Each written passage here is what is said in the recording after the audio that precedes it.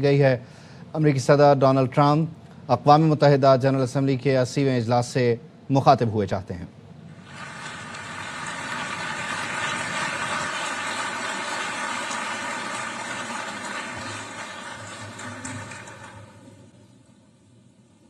Thank you very much. Very much appreciate it.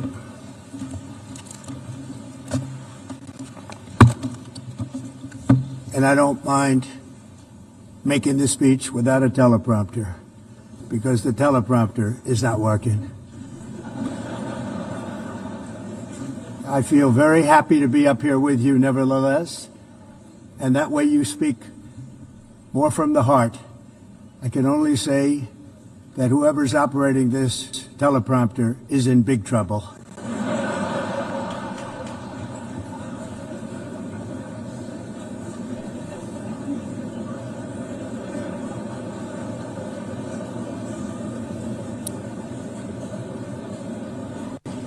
Hello, Madam First Lady. Thank you very much for being here. And Madam President, Mr. Secretary General, First Lady of the United States, distinguished delegates, ambassadors, and world leaders. 6 years have passed since I last stood in this grand hall and addressed a world that was prosperous and at peace in my first term. Since that day, the guns of war have shattered the peace I forged on 2 continents. An era of calm and stability gave way to one of the great crises of our time. And here in the United States, 4 years of weakness, lawlessness, and radicalism under the last administration delivered our nation into a repeated set of disasters. 1 year ago, our country was in deep trouble, but today, just 8 months into my administration, we are the hottest country anywhere in the world, and there is no other country even close. America is blessed with the strongest economy, the strongest borders, the strongest military, the strongest friendships, and the strongest spirit of any nation on the face of the earth. This is indeed the golden age of America.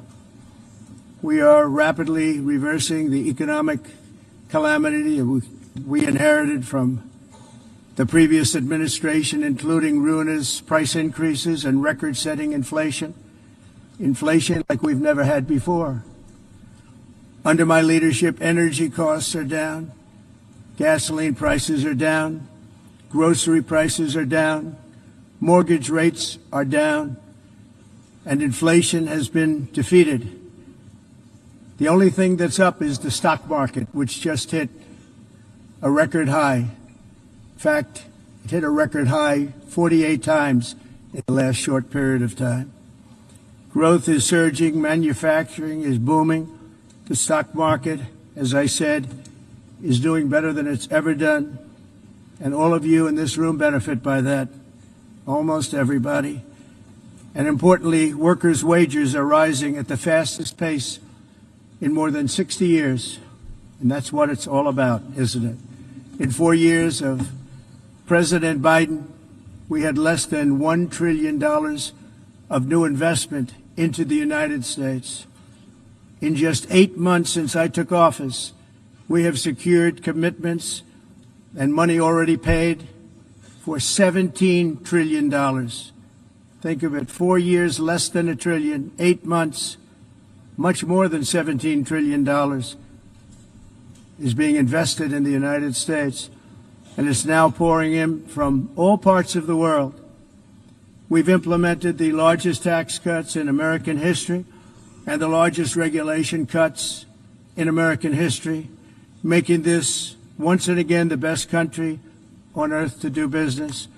And many of the people in this room are investing in America, and it's turned out to be an awfully good investment during this 8-month period. In my first term, I built the greatest economy in the history of the world. We had the best economy ever, history of the world. And I'm doing the same thing again, but this time it's actually much bigger and even better. The numbers far surpass my record-setting first term. On our southern border, we have successfully repelled a colossal invasion, and for the last 4 months, and that's 4 months in a row, the number of illegal aliens admitted and entering our country has been 0. Hard to believe, because if you look back just a year ago, it was millions and millions of people pouring in from all over the world, from prisons, from mental institutions, drug dealers. All over the world they came. They just poured into our country with the ridiculous open border policy of the Biden administration.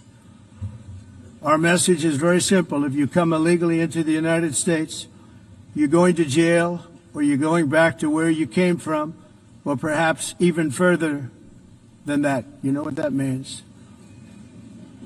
I want to thank the country of El Salvador for the successful and professional job they've done in receiving and jailing so many criminals that entered our country. And it was under the previous administration that the number became record-setting, and they're all being taken out. We have no choice. And other countries have no choice, because other countries are in the exact same situation with immigration. It's destroying your country, and you have to do something about it. On the world stage, America is respected again like it has never been respected before. You think about 2 years ago, 3 years ago, 4 years ago, or 1 year ago, we were a laughingstock all over the world.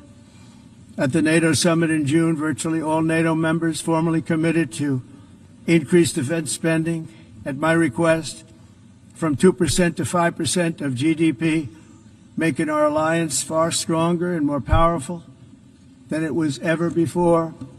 In May, I traveled to the Middle East to visit my friends and rebuild our partnerships in the Gulf, and those valued relationships with Saudi Arabia, Qatar, and the UAE and other countries are now, I believe, closer than ever before.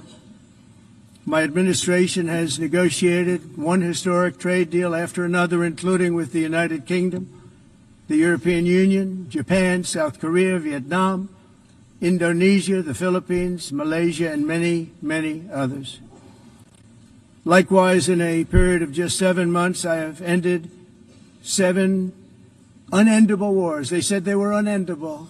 You're never going to get them solved. Some were going for 31 years, 2 of them, 31, think of it, 31 years. One was 36 years. One was 28 years. I ended 7 wars. And in all cases, they were raging with countless thousands of people being killed. This includes Cambodia and Thailand, Kosovo and Serbia, the Congo and Rwanda, a vicious, violent war that was, Pakistan and India, Israel and Iran, Egypt and Ethiopia, and Armenia and Azerbaijan. It included all of them. No president or prime minister, and for that matter, no other country has ever done anything close to that. And I did it in just 7 months. It's never happened before. There's never been anything like that. I'm very honored to have done it. It's too bad that I had to do these things instead of the United Nations doing them. And sadly, in all cases, the United Nations did not even try to help in any of them. I ended 7 wars, dealt with the leaders of each and every one of these countries, and never even received a phone call from the United Nations offering to help in finalizing the deal. All I got from the United Nations was an escalator that on the way up stopped right in the middle. If the First Lady wasn't in great shape, she would have fallen. But she's in great shape. We're both in good shape. We both stood. And then a teleprompter that didn't work. These are the 2 things I got from the United Nations, a bad escalator and a bad teleprompter. Thank you very much. And by the way, it's working now. It just went on. Thank you. I think I should just do it the other way. It's easier. Thank you very much. I didn't think of it at the time because I was too busy working to save millions of lives. That is the saving and stopping of these wars. But later I realized that the United Nations wasn't there for us. They weren't there. I thought of it really after the fact, not during these negotiations, which were not easy. That being the case, what is the purpose of the United Nations? The UN has such tremendous potential. I've always said it. It has such tremendous, tremendous potential, but it's not even coming close to living up to that potential. For the most part, at least for now, all they seem to do is write a really strongly worded letter and then never follow that letter up. It's empty words, and empty words don't solve war. The only thing that solves war and wars is action. Now, after ending all of these wars and also earlier negotiating the Abraham Accords, which is a very big thing for which our country received no credit, never receives credit. Everyone says that I should get the Nobel Peace Prize for each one of these achievements. But for me, the real prize will be the sons and daughters who live to grow up with their mothers and fathers, because millions of people are no longer being killed in endless and unglorious wars. What I care about is not winning prizes, it's saving lives. We saved millions and millions of lives with the 7 wars. And we have others that we're working on, and you know that. Many years ago, a very successful real estate developer in New York, known as Donald J. Trump, I bid on the renovation and rebuilding of this very United Nations complex. I remember it so well. I said at the time that I would do it for $500 million, rebuilding everything. It would be beautiful. I used to talk about, I'm going to give you marble floors. They're going to give you terrazzo. I'm going to give you the best of everything. You're going to have mahogany walls. They're going to give you plastic. But they decided to go in another direction, which was much more expensive at the time, and which actually produced a far inferior product. And I realized that they did not know what they were doing when it came to construction, and that their building concepts were so wrong, and the product that they were proposing to build was so bad and so costly. It was going to cost them a fortune. And I said, and wait till you see the overruns. Well, I turned out to be right. They had massive cost overruns and spent between $2 and $4 billion on the building and did not even get the marble floors that I promised them. You walk on terrazzo. Do you notice that? As far as I'm concerned, frankly, looking at the building and getting stuck on the escalator, they still haven't finished the job. They still haven't finished. That was years ago. The project was so corrupt that Congress actually asked me to testify before them on the tremendous waste of money, because it turned out that they had no idea what it was, but they knew it was anywhere between $2 and $4 billion as opposed to $500 million with a guarantee. But they had no idea, and I said it cost much more than $5 billion. Unfortunately, many things in the United Nations are happening just like that, but on an even much bigger scale, much, much bigger. Very sad to see. Whether the UN can manage to play a productive role, I've come here today to offer the hand of American leadership and friendship to any nation in this assembly that is willing to join us in forging a safer, more prosperous world. And it's a world that we'll be much happier with. A dramatically better future is within our reach. But to get there, we must reject the failed approaches of the past and work together to confront some of the greatest threats in history. There is no more serious danger to our planet today than the most powerful and destructive weapons ever devised by man, of which the United States, as you know, has many. Just as I did in my first term, I've made containing these threats a top priority, starting with the nation of Iran. My position is very simple. The world's #1 sponsor of terror can never be allowed to possess the most dangerous weapon. That's why, shortly after taking office, I sent the so-called Supreme Leader a letter making a generous offer. I extended a pledge of full cooperation in exchange for a suspension of Iran's nuclear program. The regime's answer was to continue their constant threats to their neighbors and U.S. interests throughout the region and some great countries that are right nearby. Today, many of Iran's former military commanders, in fact, I can say almost all of them, are no longer with us. They're dead. And 3 months ago, in Operation Midnight Hammer, 7 American B-2 bombers dropped the 14 30,000-pound each bombs on Iran's key nuclear facilities, totally obliterating everything.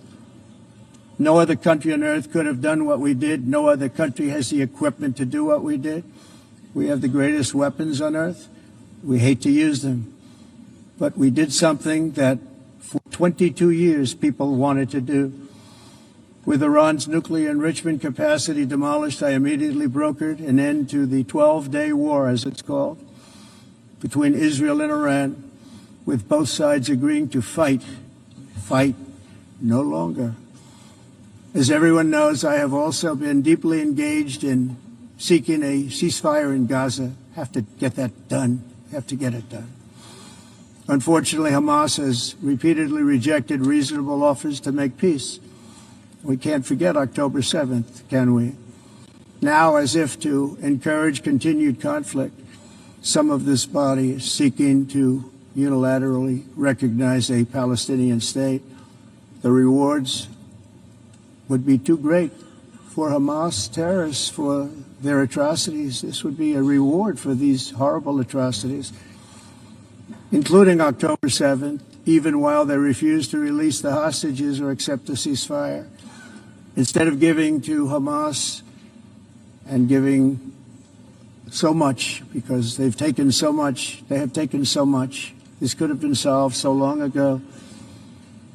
But instead of giving in to Hamas's ransom demands, those who want peace should be united with one message: release the hostages now.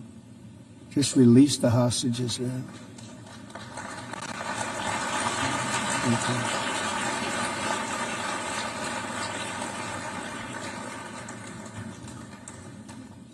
Thank you.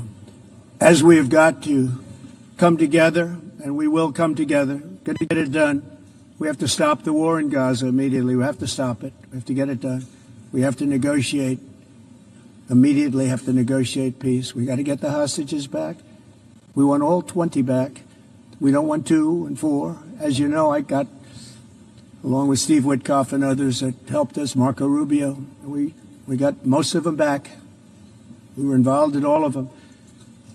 But I always said the last 20 are going to be the hardest, and that's exactly what happened. We have to get them back now. We don't want to get back 2, and then another 2, and then 1, and then 3. Have this process. No, we want them all back, and we want the actually 38 dead bodies back too. Those parents came to me, and they want them back, and they want them back very quickly and very badly. As though they were alive, they want them. They want them every bit as much as if their son or daughter were alive. I've also been working relentlessly, stopping the killing in Ukraine. I thought that would be, of the 7 wars that I stopped, I thought that would be the easiest because of my relationship with President Putin, which had always been a good one. I thought that was going to be the easiest one. But, you know, in war, you never know what's going to happen. There are always lots of surprises, both good and bad. Everyone thought Russia would win this war in 3 days, but it didn't work out that way. It was supposed to be just a quick little skirmish. It's not making Russia look good. It's making them look bad. No matter what happens from here on out, this was something that should have taken a matter of days, certainly less than a week. And they've been fighting for 3.5 years and killing anywhere from 5,000 to 7,000 young soldiers, mostly soldiers, on both sides, every single week, from 5,000 to 7,000 dead young people, and some in cities, much smaller numbers, where rockets are shot. where drones are dropped. This war would never have started if I were president. This was a war that should have never happened. It shows you what leadership is, what bad leadership can do to a country. Look what happened to the United States, and look where we are right now in just a short period of time. The only question now is how many more lives will be needlessly lost on both sides. China and India are the primary funders of the ongoing war by continuing to purchase Russian oil. But inexcusably, even NATO countries have not cut off much Russian energy and Russian energy products, which, as you know, I found out about 2 weeks ago, and I wasn't happy. Think of it. They're funding the war against themselves. Who the hell ever heard of that one?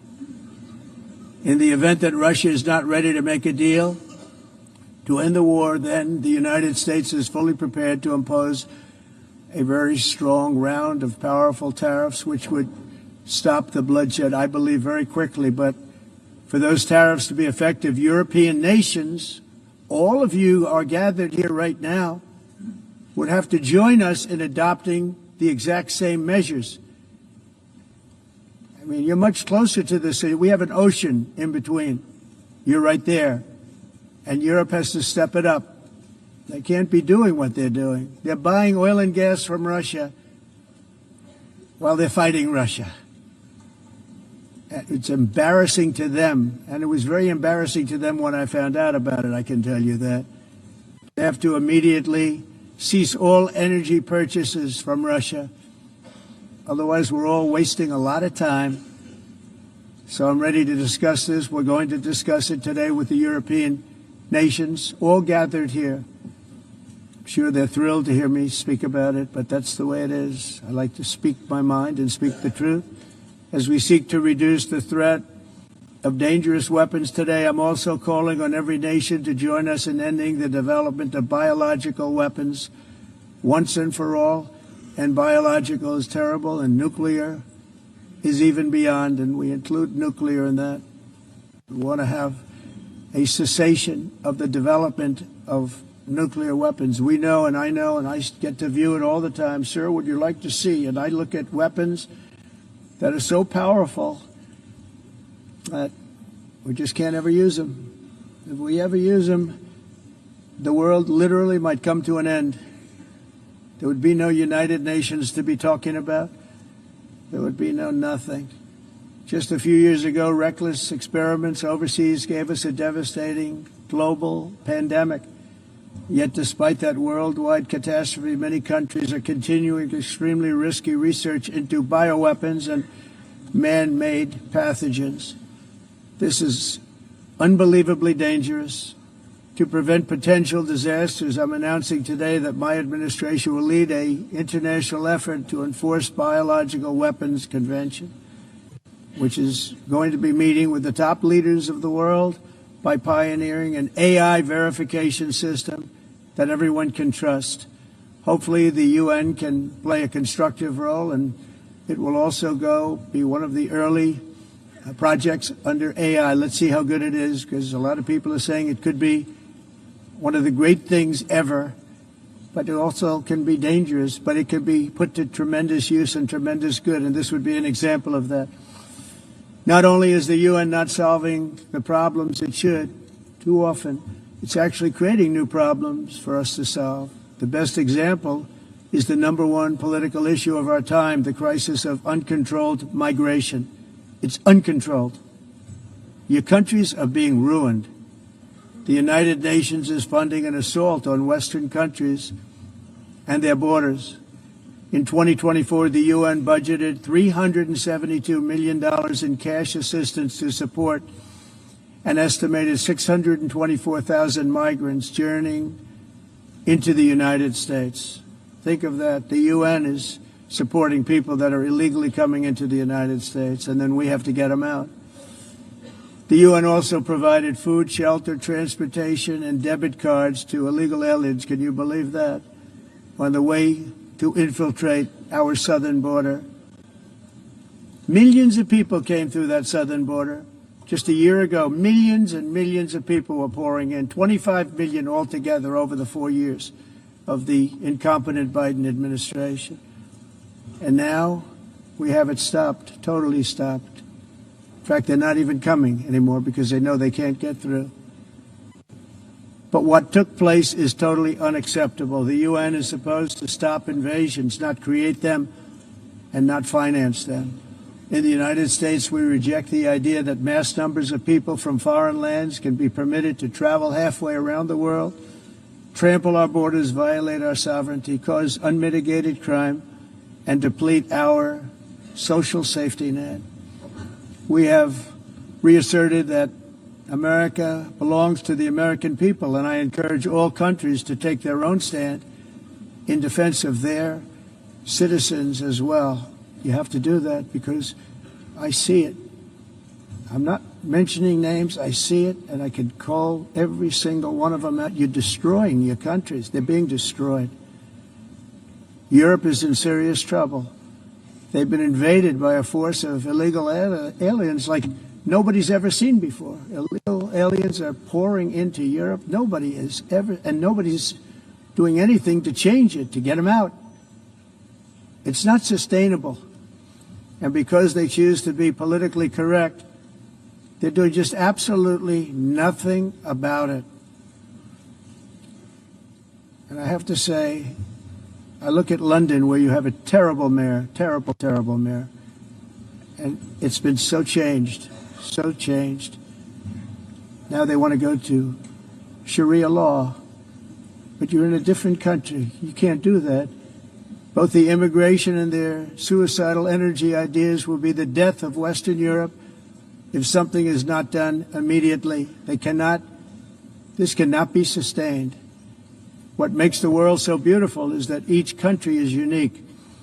But to stay this way, every sovereign nation must have the right to control their own borders. You have the right to control your borders, as we do now, and to limit the sheer numbers of migrants entering their countries and paid for by the people of that nation that were there and that built that particular nation at the time. They put their blood, sweat, tears, money into that country, and now they're being ruined. Proud nations must be allowed to protect their communities and prevent their societies from being overwhelmed by people they have never seen before, with different customs, religions, with different everything, where migrants have violated laws, lodged false asylum claims, or claimed refugee status for illegitimate reasons. They should, in many cases, be immediately sent home. And while we will always have a big heart for places and people that are struggling and truly compassionate, answers will be given. We have to solve the problem, and we have to solve it in their countries, not create new problems in our countries. And we are very helpful to a lot of countries that are just not able to send their people anymore. They used to send them to us in caravans of 25,000, 30,000 people each. These massive caravans of people pouring into our country, totally unchecked and unvetted. But not anymore. According to the Council of Europe, in 2024, almost 50% of inmates in German prisons were foreign nationals or migrants. In Austria, the number was 53% of the people in prisons were from places that weren't from where they are now.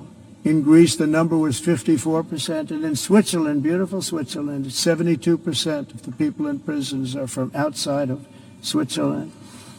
When your prisons are filled with so-called asylum seekers who repaid kindness, and that's what they did, they repaid kindness with crime, it's time to end the failed experiment of open borders. You have to end it now. See, I can tell you, I'm really good at this stuff. Your countries are going to hell. In America, we've taken bold action to swiftly shut down uncontrolled migration. Once we started detaining and deporting everyone who crossed the border and removing illegal aliens from the United States, they simply stopped coming. They're not coming anymore. We're getting a lot of credit, but they're not coming anymore. This was a humanitarian act for all involved, because on the trips up, thousands of people a week were dying. Women were being raped. Nobody's ever seen anything like it. Raped, horribly beaten, raped. On the trip up, the journey up, it was a long, It was a long walk. It was a long, arduous journey, indeed. And it was also a historic victory against human trafficking throughout the region. What we did was a victory, and we saved so many lives of people that wouldn't make the journey. That journey was loaded up with death. Loaded up with death. Dead bodies all along the roads of jungles to get up. They go through jungles, they go through areas so hot you couldn't breathe. They were dying of suffocation, areas so hot that you couldn't breathe. Dead bodies all over. By them not coming, we're saving tremendous numbers of lives. My people have done a fantastic job in doing what they did, and the American public agrees with it. I mean, I was very proud to see this morning I have the highest poll numbers I've ever had. Part of it is because of what we've done on the border. I guess the other part is what we've done on the economy. Joe Biden's policies empowered murderous gangs, human smugglers, child traffickers, drug cartels, and prisoners from all over the world. The previous administration also lost nearly 300,000 children. Think of that. They lost more than 300,000 children, little children, who were trafficked into the United States on the Biden watch, many of whom have been raped, exploited, and abused, and sold. Sold. Nobody talks about that. The fake news doesn't write about it. With many others, young children who are missing or dead. And we found a lot of these children, and we're sending them back, and we've been sending them back to their parents. They said, nobody knows who they are. They said, where do you come from? And they'll give us a country, and we'll find out, and we'll figure it out, and we'll bring them back to their homes. And the mother and father rush to the door, and their tears in their eyes. They can't believe that they're seeing their son or daughter, their little son or daughter again. We've done almost 30,000 of them so far. Any system that results in the mass trafficking of children is inherently evil. Yet that is exactly what the globalist migration agenda has done, and it's what it's all about. In America, those days, as you know, are over. The Trump administration is working, and we are continuing to work to track down the villains that are causing this problem, and also, as I said, to get back the 30,000 we've already returned. Now I think we're going to have another. We're going to find a lot. You're not going to find all of them. 300, more than 300,000. They're lost or they're dead. They're lost or they're dead because of the animals that did this. To protect our citizens, I've also designated multiple savage drug cartels as far as and you see this, and you see it happening right before your eyes. Let's put it this way. People don't like taking big loads of drugs in boats anymore. There aren't too many boats that are traveling on the seas by Venezuela. They tend not to want to travel very quickly anymore. And we've virtually stopped drugs coming into our country by sea. We call them the water drugs. They kill hundreds of thousands of people. I've also designated multiple savage drug cartels as far as foreign terrorist organizations, along with two bloodthirsty transnational gangs, probably the worst gangs anywhere in the world, MS-13 and Tren de Aragua. Tren de Aragua is from Venezuela, by the way. Such organizations torture, maim, mutilate, and murder with impunity. They're the enemies of all humanity. For this reason, we've recently begun using the supreme power of the United States military to destroy Venezuelan terrorists and trafficking networks led by Nicolas Maduro. To every terrorist thug smuggling poisonous drugs into the United States of America, please be warned that we will blow you out of existence. That's what we're doing. We have no choice. Can't let it happen. They're destroying.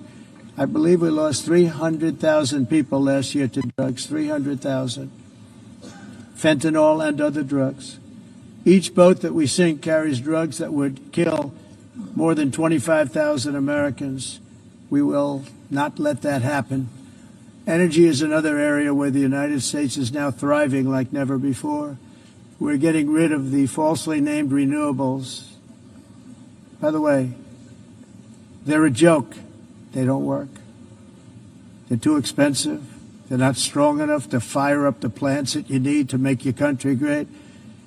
The wind doesn't blow. Those big windmills are so pathetic and so bad, so expensive to operate. And they have to be rebuilt all the time, and they start to rust and rot. Most expensive energy ever conceived, and it's actually energy. You're supposed to make money with energy, not lose money. You lose money, the governments have to subsidize. You can't put them out without massive subsidies. And most of them are built in China, and I give China a lot of credit. They build them, but they have very few wind farms. So why is it that they build them and they send them all over the world, but they barely use them? You know what they use? Coal. They use gas. They use almost anything, but they don't like wind. But they sure as hell like selling the windmills. Europe, on the other hand, is a long way to go, with many countries being on the brink of destruction because of the green energy agenda. And I give a lot of credit to Germany. Germany was being led down a very sick path, both on immigration, by the way, and on energy. They were going green, and they were going bankrupt. And the new leadership came in, and they went back to where they were, with fossil fuel and with nuclear, which is good. It's now safe. You can do it properly. But they went back to where they were, and they opened up a lot of different plants, energy producing plants, and they're doing well. I give Germany a lot of credit for that. They've said this is a disaster, what's happening. They were going all green. All green is all bankrupt. That's what it represents. And it's not politically correct. I'll be very badly criticized for saying it, but I'm here to tell the truth. I don't care. It doesn't matter to me. I'm in New York City. I'm feeling a lot safer. Crime, we're getting crime down. And by the way, speaking of crime, Washington, D.C. was the crime capital of America. Now it's after 12 days, it's a totally safe city. Everyone's going out to dinner. They're going out to restaurants. Your wife can walk down the middle of the street with or without you. Nothing's going to happen. My people have done a fantastic job. And yes, I called in the National Guard, and the National Guard took care of business, and they weren't politically correct, but they took care of business. We got 1,700 career criminals out, brought them back to where they came from, the countries where they came from, or put them in jails. Washington, D.C. is now a totally safe city again, and I welcome you to come. In fact, we'll have dinner together at a local restaurant, and we'll be able to walk. We don't have to go by an armor-plated vehicle. We'll walk right over there from the White House. They've given up their powerful edge, a lot of the countries that we're talking about, in oil and gas, such as essentially closing the great North Sea oil. Oh, the North Sea, I know it so well. Aberdeen was the oil capital of Europe, and there's tremendous oil that hasn't been found in the North Sea. Tremendous oil. And I was with the Prime Minister I respect and like a lot, and I said, you're sitting with the greatest asset. They essentially closed it by making it so highly taxed that no developer, no oil company can go there. They have tremendous oil left, and more importantly, they have tremendous oil that hasn't even been found yet. And what a tremendous asset for the United Kingdom.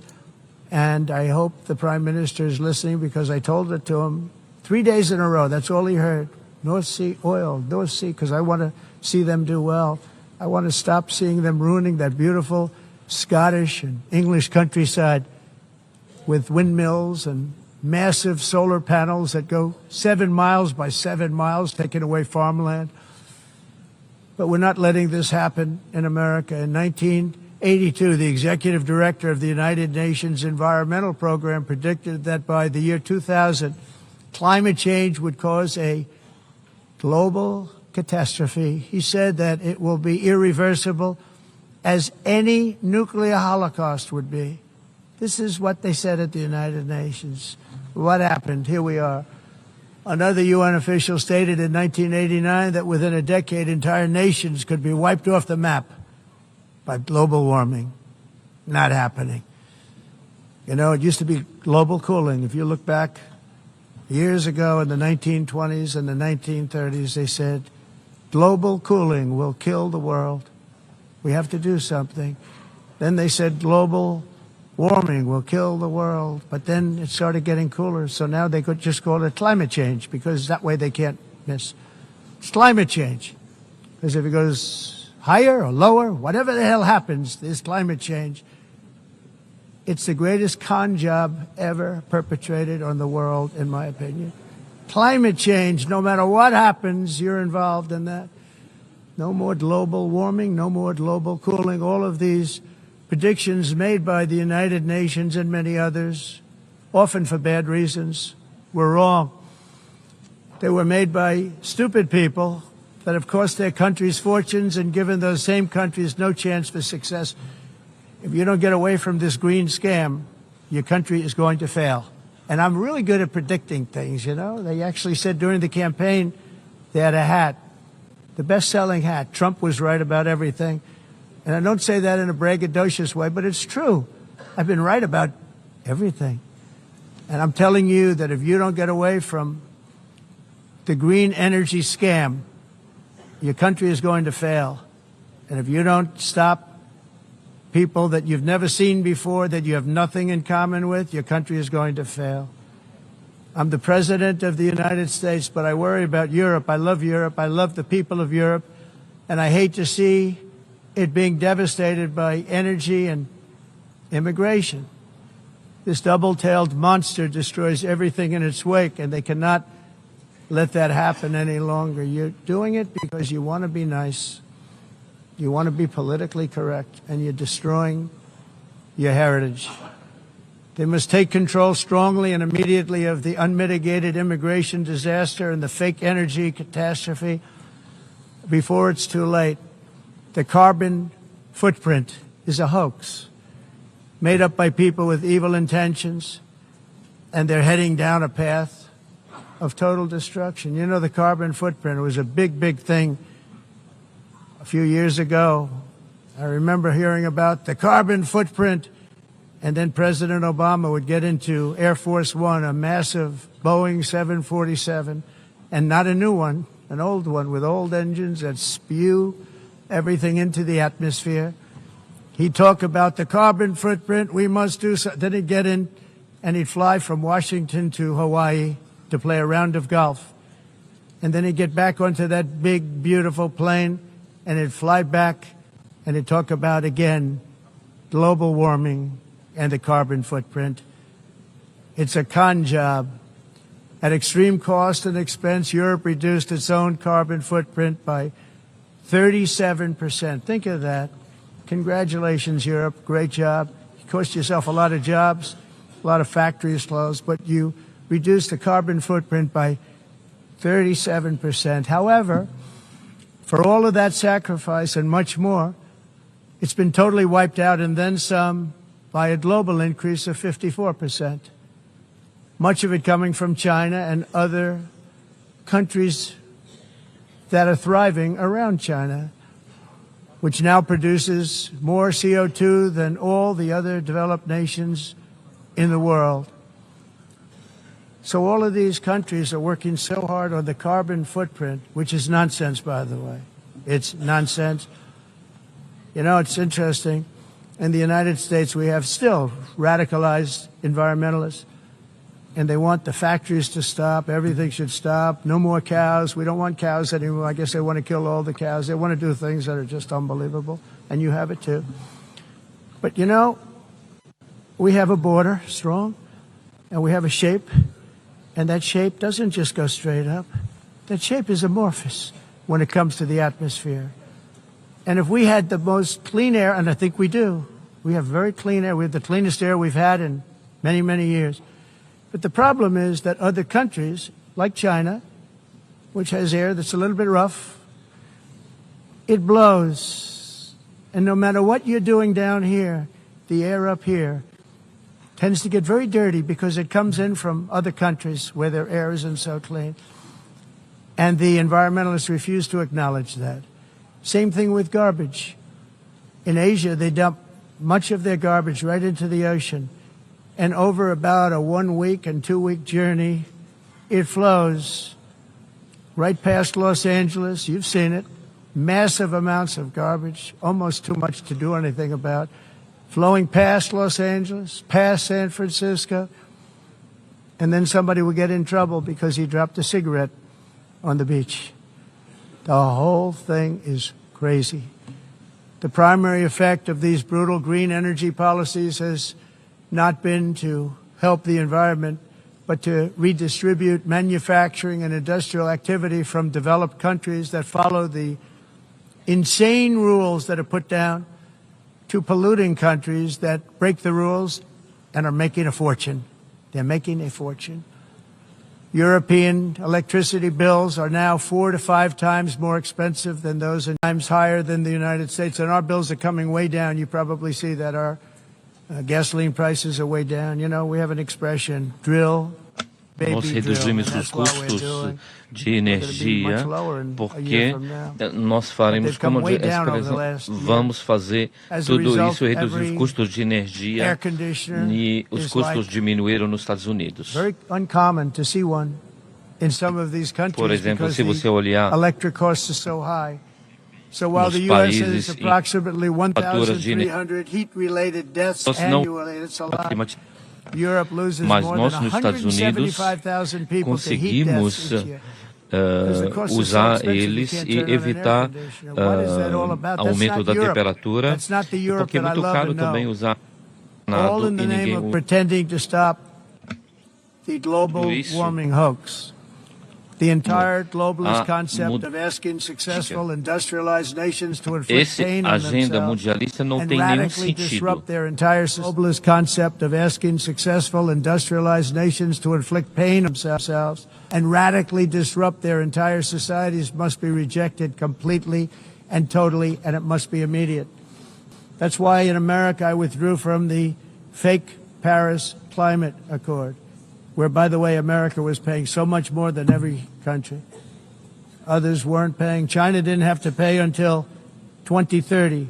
Russia was given an old standard that was easy to meet, a 1990 standard. But for the United States, we're supposed to pay like $1 trillion. And probably noticed, I unleashed massive energy production and signed historic executive orders to hunt for oil, but we don't have to do much hunting because we have the most oil of any nation anywhere, oil and gas in the world. And if you add coal, we have the most of any nation in the world. Clean, I call it clean, beautiful coal. You can do things today with coal that you couldn't have done 10 years ago, 15 years.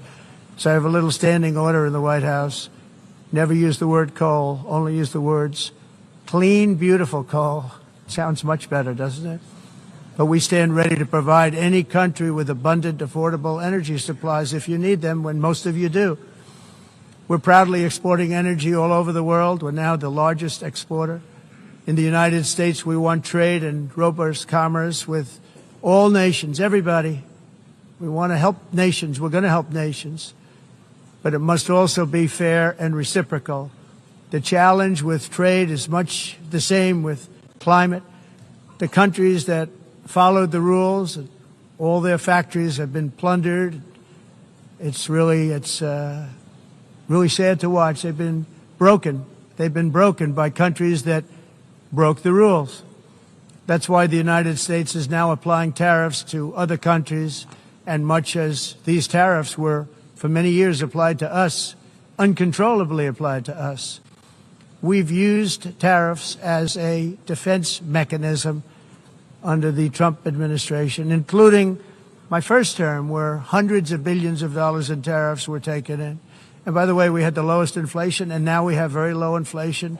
The only thing different is that we have hundreds of billions of dollars flowing into our country. But this is how we will ensure that the system works for everyone and is sustainable into the future. We're also using tariffs to defend our sovereignty and security throughout the world, including against nations that have taken advantage of former U.S. administrations for decades, including the most corrupt, incompetent administration in history, the sleepy Joe Biden administration. Brazil now faces major tariffs in response to its unprecedented efforts to interfere in the rights and freedoms of our American citizens and others, with censorship, repression, weaponization, judicial corruption, and targeting of political critics in the United States. I have a little problem saying this because I must tell you, I was walking in and the leader of Brazil was walking out. We saw him and I saw him, he saw me, and we embraced. And then I'm saying, can you believe I'm going to be saying this in just 2 minutes? We actually agreed that we would meet next week. We didn't have much time to talk, like about 20 seconds. They were in retrospect, I'm glad I waited because this thing didn't work out too well. But we did talk. We had a good talk, and we agreed to meet next week, if that's of interest. But he seemed like a very nice man, actually. He liked me, I liked him. But if you, and I only do business with people I like. When I don't like them, I don't like them. But we had, at least for about 39 seconds, we had excellent chemistry. It's a good sign. But also in the past, Brazil, can you believe this, unfairly tariffed our nation, but now because of our tariffs, we are hitting them back, and we're hitting them back very hard. As president, I will always defend our national sovereignty and the rights of American citizens. So I'm very sorry to say this, that Brazil is doing poorly and will continue to do poorly. They can only do well when they're working with us. Without us, they will fail, just as others have failed. It's true. Next year, the United States will celebrate the 250th anniversary of our glorious independence, a testament to enduring power and American freedom and spirit. We will also be proudly hosting the 2026 FIFA World Cup, and shortly thereafter, the 2028 Olympics, which is going to be very exciting. I hope you all come. I hope that countless people from all over the globe will take part of these will be great celebrations of liberty and human achievement, and that together we all can rejoice in the miracles of history that began in July 4th, 1776, when we founded the light to all nations. And it's something really that an amazing thing came out of that date. It's called the United States of America. In honor of this momentous anniversary, I hope that all countries who find inspiration in our example will join us in renewing our commitment, values, and those values really that we hold so dear. Together, let us defend free speech and free expression. Let us protect religious liberty, including for the most persecuted religion on the planet today. It's called Christianity. And let us safeguard our sovereignty and cherish qualities that have made each of our nations so special, incredible, and extraordinary. In closing, I just want to repeat that immigration and the high cost of so-called green renewable energy is destroying a large part of the free world and a large part of our planet. Countries that cherish freedom are fading fast because of their policies on these two subjects. You need strong borders and traditional energy sources if you are going to be great again. Whether you have come from north or south, east or west, near or far, every leader in this beautiful hall today represents a rich culture, a noble history, and a proud heritage that makes each nation majestic and unique, unlike anything else in human history or any other place on the face of the earth. From London to Lima, from Rome to Athens, from Paris to Seoul, from Cairo to Tokyo and Amsterdam to right here in New York City, we stand on the shoulders of the leaders and legends, generals and giants, heroes and titans who won and built our beloved nations, all of our nations, with their own courage, strength, spirit, and skill. Our ancestors climbed mountains, conquered oceans, crossed deserts, and trekked over wide open plains. They charged into thunderous battles, plunged into grave dangers, and they were soldiers and farmers and workers and warriors and explorers and patriots. They built towns into cities, tribes into kingdoms, ideas into industries, and small islands into mighty empires. You're a part of all of that. They were champions for their people who never gave up and who never, ever gave in. Their values defined our national identities. Their visions forged our magnificent destiny. Everybody in this room is a part of it in your own way. Each of us inherits the deeds and the myths, the triumphs, the legacies of our own heroes and founders who so bravely showed us the way. Our ancestors gave everything for homelands that they defended with pride, with sweat, with blood, with life, and with death. Now the righteous task of protecting the nations that they built belongs to each and every one of us. So together let us uphold our sacred duty to our people and to our citizens. Let us protect their borders, ensure their safety, preserve their cultures, treasure, and traditions, and fight for their precious dreams and their cherished freedoms. And in friendship and really a beautiful vision, let us all work together to build a bright, beautiful planet, a planet that we all share, a planet of peace and a world that is richer, better, and more beautiful than ever before. That can happen. It will happen. It will happen, and I hope it can happen and start right now, right at this moment. We'll turn it around. We're going to make our countries better, safer, more beautiful. We're going to take care of our people. Thank you very much. It's been an honor. God bless the nations of the world. Thank you very much. Bye. अक़वाम मुत्तहिदा general assembly से अमरीकी सदर Donald Trump ने खिताब करते हुए कहा कि गजा में अब जंगबंदी होनी चाहिए, मुज़ाकरात के जरिए यरगमालियों को वापस लाना होगा और जंगबंदी की तरफ बढ़ना होगा। 1, 2 या 3 नहीं, तमाम 20 यरगमालियों की वापसी चाहता हूँ। उन्होंने कहा, हमारे पास दुनिया के बेहतरीन हथियार हैं जिन्हें मैं इस्तेमाल नहीं करना चाहता। मजीद बोले कि हमास का इस सब में कोई किरदार नहीं होना चाहिए। अमरीकी सदर डोनाल्ड ट्रंप ने अपने खिताब में कहा, मैंने 7 जंगें ख़त्म करवाईं। अक़वाम मुत्तहिदा ने कभी मुज़ाकरात में साथ नहीं दिया। पाकिस्तान और भारत के दरमियान जंग बंदी कराई, ईरान और इसराइल के दरमियान भी जंग ख़त्म कराई। जंगों में हज़ारों शहरी मारे जा रहे थे। सब समझते हैं कि अमन की कोशिशों पर मुझे नोबेल इनाम मिलना चाहिए। अमरीकी सदर ने जनरल असम्बली से खिताब में भारत पर भी कड़ी तनकीद की और कहा, भारत अब भी रूस से तेल खरीद रहा है। रूसी तेल खरीद कर भारत प्यूटन को मजबूत कर रहा है। यूक्रेन में भी अमवात को रोकने की कोशिश कर रहा हूँ। प्यूटन के साथ अच्छे ताल्लुक़ हैं, जंग रोक सकते हैं। रूस मुआहिदा करने के लिए तैयार नहीं तो ताकत और टैरिफ दोनों ही लगाएंगे। मजीद बोले कि यूरोपीय मुल्क भी रूस से तेल दरामद कर रहे हैं, जो शर्मनाक है। ये सिलसिला रुकना चाहिए।